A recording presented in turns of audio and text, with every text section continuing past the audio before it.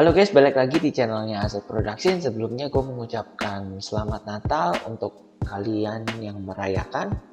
Semoga di Natal tahun ini dan hingga tahun kedepannya kita bisa sama-sama cuan gitu ya. Amin.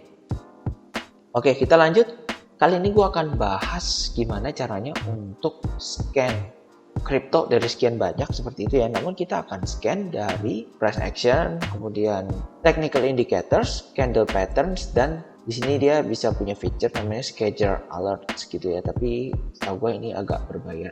Udah, langsung aja kita lanjut. Nama websitenya adalah cryptoalerts.ai. Nah, websitenya nanti gue taruh di bawah di description, kalian jadi bisa langsung klik aja.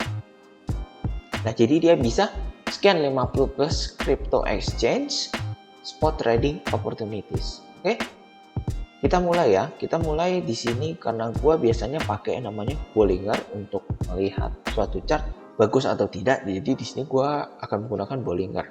Jadi mungkin buat kalian yang biasanya pakai RSI, MACD, ataupun kemudian nyari moving average gitu ya, kalian bisa cari aja di sini. Kemudian di sini masih ada banyak ya. Ini ada view more juga, kalian bisa cocokin aja sih kira-kira kalian cocok sama trading style yang mana seperti itu. Tapi di sini gua akan pakai namanya Bollinger. Nah, di sini ada time frame-nya 5 menit, 15, 1, 4, one day gitu ya. Untuk 5 menit kalian diminta untuk berbayar $10 per bulan.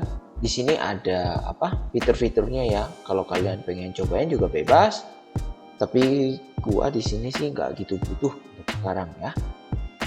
Oke, not now dulu ya. Lalu kita bisa sort by market cap atau change-nya. Change itu biasanya dari perubahan nih yang paling naik atau yang paling turun seperti ini. Ini lagi turun-turun banget. Biasanya gua berdasarkan market cap karena biasanya lebih liquid lah. Nah, ini biasanya gak enaknya adalah USDT stablecoin tuh masuk. Jadi sebenarnya kalian harusnya sudah tahu sih kalau stablecoin yang kalian gak perlu lihat. Oke, kita akan ambil contoh untuk nge-scan sebuah koin, tapi kita akan ambil untuk trading yang jangka menengah hingga jangka panjang gitu. Jadi gua akan ambil yang one day. Kita akan lihat istilahnya ketika Bollinger oversold kan dia akan menyentuh garis bawah sini. Jadi di sini sekarang dia menunjukkan kira-kira koin apa aja sih yang sedang menyentuh garis bawah Bollingernya. Ini kita bisa lihat ETH, BNB, BTC, USDT, BTC gitu ya. Kita bisa lihat dia sedang menyentuh. Kita bisa lihat nih di sini rata-rata sedang menyentuh Bollinger bawahnya ya.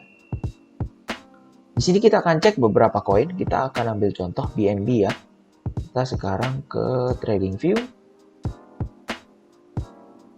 Nah, di sini ada Ethereum ya, tapi di sini kita akan cari namanya BNB, BTC. Oke, kita akan cek. Nah, biasanya untuk perbandingan antara BNB BTC dan BNB USDT sebenarnya nggak jauh beda ya. Kita boleh coba buka lagi ya. Kita cek apakah chartnya jauh berbeda ya dengan USDT. Kita bisa istilahnya trading dengan stablecoin seperti itu. Kita bisa lihat ini daily ya. Kita bisa lihat kurang lebih chartnya nggak jauh beda ya. Kita ya topnya di sini, kemudian kita bisa cek topnya di sini. Ini kalian bisa lihat dua top di sini ya. Jadi kalau kita boleh ngomong sebenarnya hampir-hampir sama ya, tapi kalian lihat di sini Bollingernya dia udah mantul duluan, udah sampai tengah. Kalau yang BTC dia belum mantul, masih di sini. Nah, ini kurang lebih aja gue jelasin. Untuk pairnya mau apa terserah kalian, tapi di sini gue hanya bantu menjelaskan gimana cara menggunakannya aja ya seperti itu. Nah, kita bisa lihat kondisi saat ini adalah dia baru reject resistance. Di sini adalah resistennya. Kita bisa lihat karena di sini dia sudah pernah reject sekali. Kemudian di sini ada resisten kecil ya. Di sini kita ada support besarnya lagi di sekitaran sini. Ini adalah support yang besar karena di antara sini itu adalah area orang ngantri buy. Lalu ada juga support resisten kecil di sini. ini sih lumayan kecil ya, karena orang biasanya yang ngantri di sini menggunakannya hanya untuk trading opportunity seperti itu. Nah, di sini kalau kita bisa lihat dia sedang berada di istilahnya support kecilnya ya. Karena kita di sini lihat yang daily, di sini ada support kecil, ada support yang lebih besar. Nah, jadi gimana sih tekniknya untuk trading dengan gaya yang seperti ini? Kalian ingat ya, Bollinger Bands itu adalah lagging indicator. Jadi price action atau harga sudah terbentuk, baru Bollinger mulai terbentuk. Nah, biasanya kalian perhatikan ketika Bollinger ini membuka, maka akan ada suatu arah yang dituju seperti itu. Jadi kalau misalkan dia jebol support, maka akan turun ke bawah dari sini ya. Nah, kemungkinan antara nyampe sini atau ketika dia jebol ya akan nyampe area sini.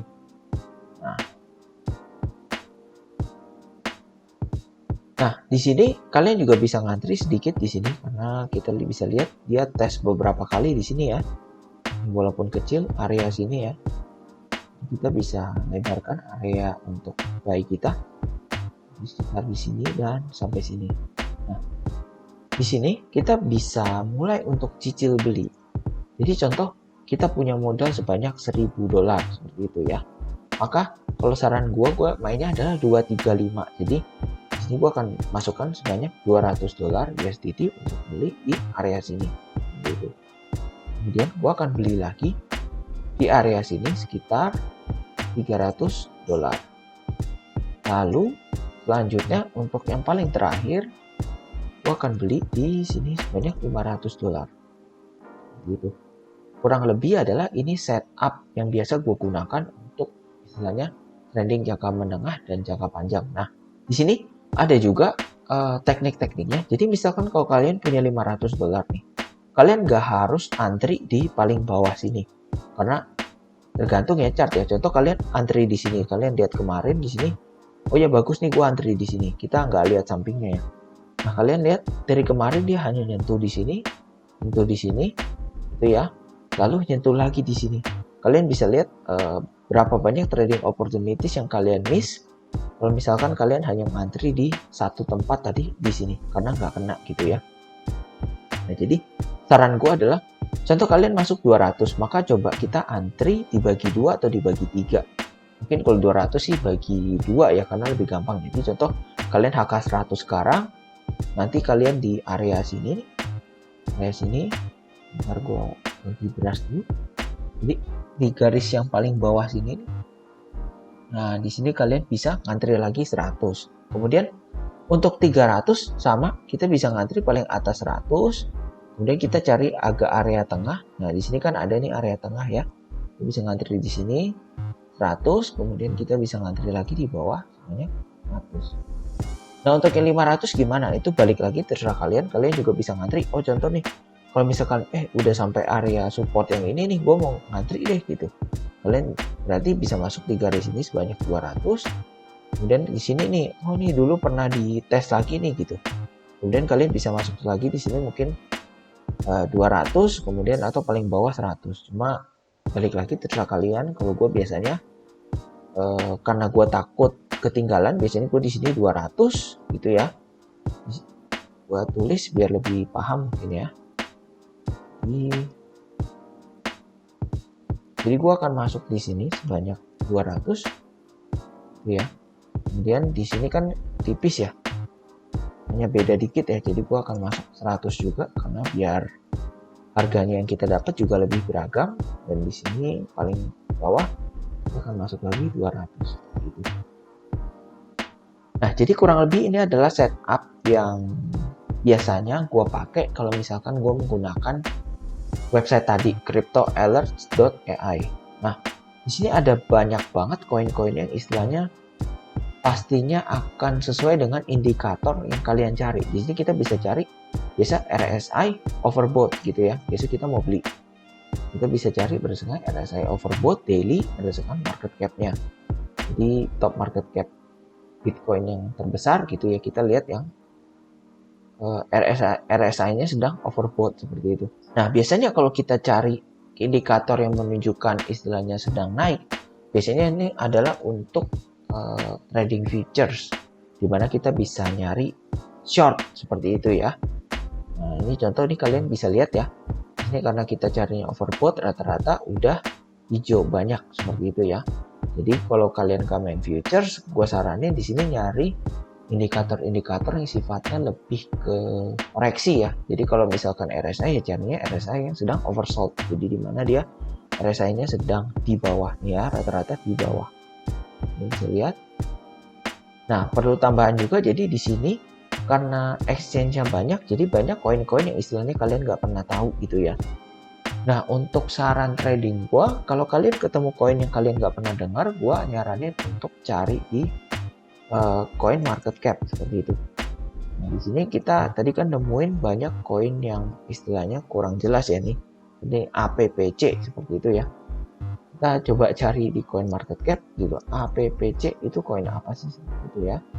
Ini APPC ya, AppCoin. Nah kita kan nggak tahu ini AppCoin apa seperti itu kan. Kita bisa lihat market capnya hanya 8 juta dolar, urutannya ke 1152. Nah di sini gue juga ngasih tahu kalau kalian harus lihat selalu exchangernya apa seperti itu. Nah di sini kalian bisa lihat ya, ada di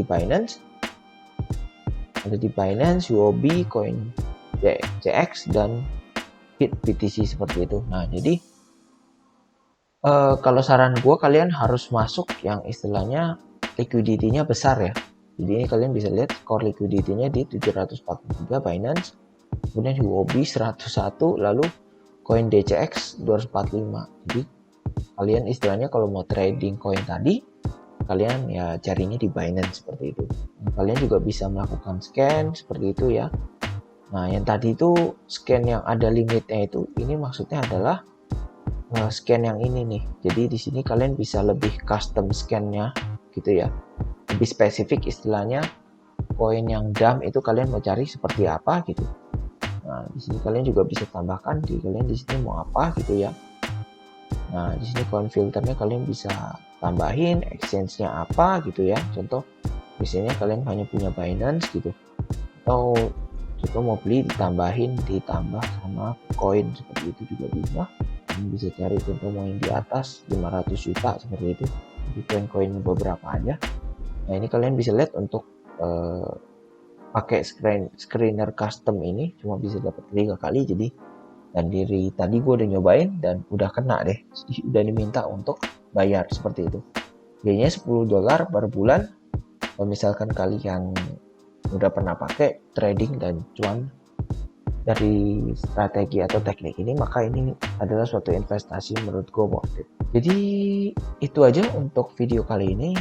Kurang lebih website ini fungsinya untuk mencari trading opportunities.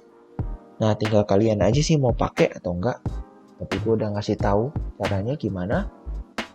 Untuk technical analysis silahkan dalami di YouTube, di Google itu banyak banget yang menjelaskan tentang technical analysis. Kalian tinggal cari kira-kira yang penjelasannya masuk atau cocok sama kalian yang mana. Jadi jangan lupa untuk like, komen, dan subscribe untuk video-video bermanfaat lainnya. Oke, see you kalian di video lainnya. Bye.